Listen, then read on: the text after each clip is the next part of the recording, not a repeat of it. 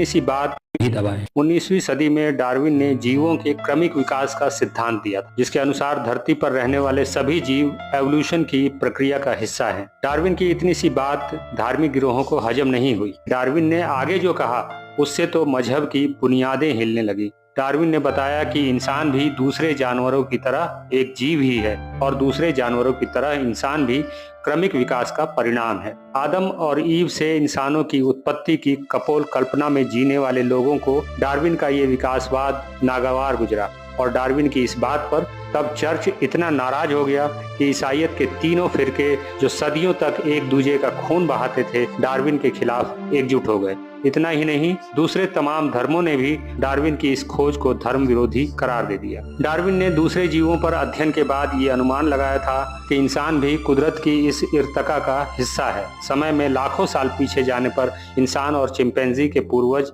एक ही रहे होंगे। इंसानों को लेकर डार्विन का ये अनुमान दूसरे जीवों पर उनकी गहन रिसर्च का नतीजा था। इसके बावजूद डार्विन के पास इंसान के एवोल्यूशन को ठीक से समझाने का तब कोई ठोस सबूत नहीं था। इसलिए धार्मिक गिरोह उनके खिलाफ प्रोपेगेंडा फैलाते रहे और डार्विन के खिलाफ फैलाया जा रहा ये प्रोपेगेंडा आज भी बदस्तूर जारी है। एवोल्यूशन का जो सिद्धांत डार्विन ने दिया था वो दुनिया की स्थापित मान्यताओं को ध्वस्त करने के लिए काफी था। इसलिए चर्च के साथ ही दूसरे मजहबी गिरोहों के लिए भी ये जरूरी था कि वो डार्विन की इस खोज को गलत साबित करें। इसके लिए कई फेक साइंटिस्टों को काम पर लगाया गया और डार्विन के खिलाफ हजारों किताबें लिखी गईं। लेकिन धार्मिक गिरोहों के इन षड्यंत्रों से बेपरवाह कई शोधकर्ता ऐसे भी थे जो डार्विन के इस महान काम को आगे बढ़ाने की खातिर इंसान के क्रमिक विकास की गुमशुदा कड़ियों को खोज रहे थे। और इस खोज में इतनी सफलता हासिल हुई कि डार्विन की मृत्यु के एक सदी के अंदर ही क्रमिक विकास का सिद्धांत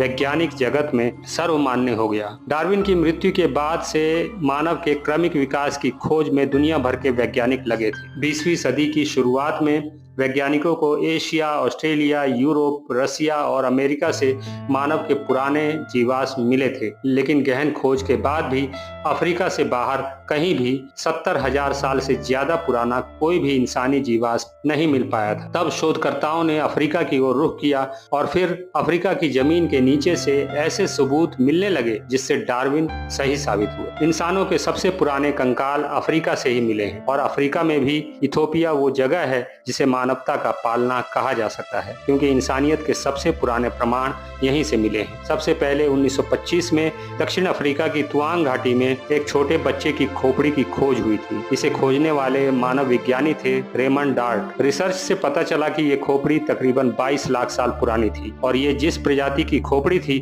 उसे ऑस्ट्रेलोपिथेकस नाम दिया गया। इसी खोज के साथ रेमंड डार्ट ने सबसे पहले ऑस्ट्रेलोपिथेकस को परिभाषित किया और बताया कि शुरुआती इंसान पहले अफ्रीका में विकसित हुए और फिर धीरे धीरे उनका विकास यूरोप और एशिया में हुआ। दक्षिण अफ्रीका में ही स्ट्रेकफोंटेन घाटी में गुफाओं की लंबी श्रृंखला है। पिछले 100 सालों में इन गुफाओं से बहुत से कंकाल मिले हैं जो 35 लाख साल से 20 लाख साल के बीच के। इस घाटी से 1936 में एक वयस्क ऑस्ट्रेलोपिथेकस का कंकाल मिला और ये मानवता के इतिहास की बड़ी खोज साबित हुई। डार्विन की मृत्यु के एक सदी बाद 1974 में इथोपिया की जमीन से शोधकर्ताओं ने एक कंकाल ढूंढ निकाला जो तकरीबन 32 लाख साल पुरानी एक महिला का कंकाल था। इसे लूसी नाम दिया गया। दुनिया भर के शोधकर्ता इस कंकाल की जांच में जुटे।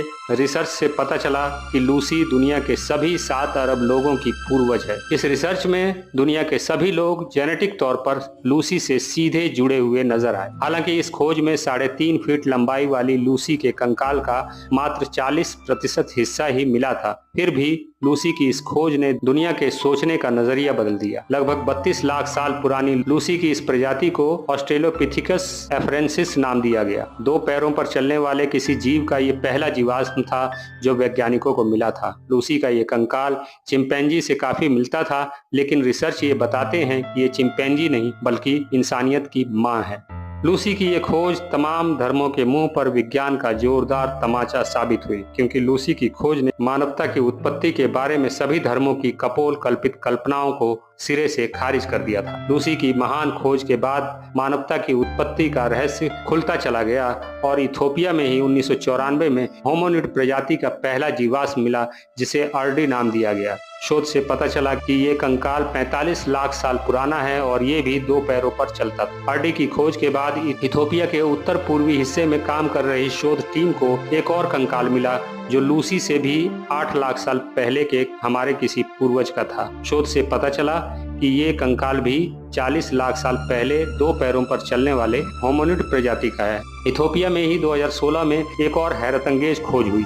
इस खोज में शोधकर्ताओं को 38 लाख साल पुरानी एक खोपड़ी के हिस्से मिले। शोधकर्ताओं ने इस खोपड़ी को MRD का नाम दिया है। ये नई खोपड़ी ऑस्ट्रेलोपिथेकस एनामेंसिस प्रजाति के जीवों की है और ये खोपड़ी होमोसेपियंस की खोपड़ी से काफी मिलती जुलती है। अब तक की सभी खोजें इथोपिया से हुई। इससे ये साबित होता है कि मानवता का पालना यही जगह रही होगी। इस खोज के बाद अफ्रीका से ही एक और हैरतअंगेज खोज हुई। अफ्रीका के जोहान्सबर्ग से एक बच्चे की खोपड़ी मिली। कार्बन डेटिंग के बाद ये जीवाश्म पिछली खोजों की तुलना में काफी नया साबित हुआ। ये खोपड़ी लगभग 2.5 लाख साल पुरानी थी। वैज्ञानिकों का अनुमान है कि इस हैरतअंगेज खोज से मानव के क्रमिक विकास को समझने में काफी मदद मिल सकी है। ये कंकाल होमो नलेडिया प्रजाति के बच्चे की है। ये प्रजाति लगभग 3.5 लाख साल से 2.5 लाख साल के बीच अफ्रीका में रहती थी। वैज्ञानिकों का मानना है कि इस खोज से इंसान के एवोल्यूशन के बारे में खो चुकी कड़ियों को जोड़ने में काफी मदद मिलेगी। मानवता के इतिहास से जुड़ी अब तक की सभी खोजें अफ्रीका से ही हुई, लेकिन अभी हाल ही में अफ्रीका से बाहर भी पहली बार एक मानव जीवाश्म मिला है। दक्षिण पूर्वी एशियाई देश लाओस में शोधकर्ताओं को 1,30,000 साल पुराना डेनिसोवन प्रजाति की मादा का एक दांत मिला, जो तकरीबन 1,30,000 साल पुराना है। होमो डेनिसोवंस मानव की एक विलुप्त प्रजाति है जो रूस के साइबेरिया से लेकर दक्षिण पूर्व एशिया में फैली हुई थी। मानव की इस प्रजाति की पहचान साल 2010 में हुई थी। चबाने में इस्तेमाल होने वाला ये दांत डेनिसोवंस का पहला जीवाश्म है। माना जा रहा है कि इस दांत की मदद से इंसान के विकास की बड़ी गुत्थी सुलझ सकती है। मानवता के इतिहास से जुड़ी ऐसी हर नई खोज डार्विन के क्रमिक विकास के सिद्धांत को और मजबूत करती है।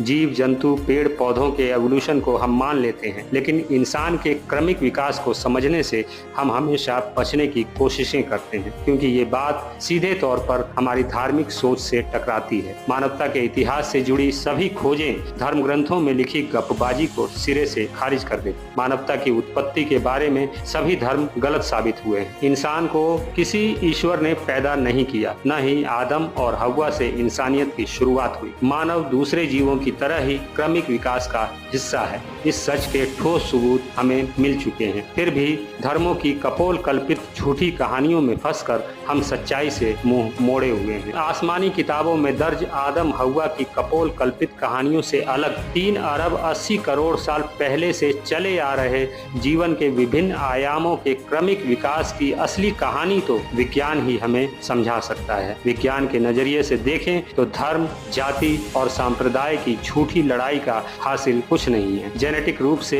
हम में कोई भेद नहीं। ऊंच नीच, गोत्र, क्षेत्र और नस्ल की बाधाएं बनावटी हैं। हम सभी एक ही नस्ल के हैं और उस नस्ल का नाम है होमो सेपियंस। हम सभी की नस्लें एक हैं, जात एक है, इतिहास एक है और हमारे पूर्वजों का संघर्ष भी एक ही है। फिर ये नफरत, ये हिंसा, ये भेदभाव किस लिए?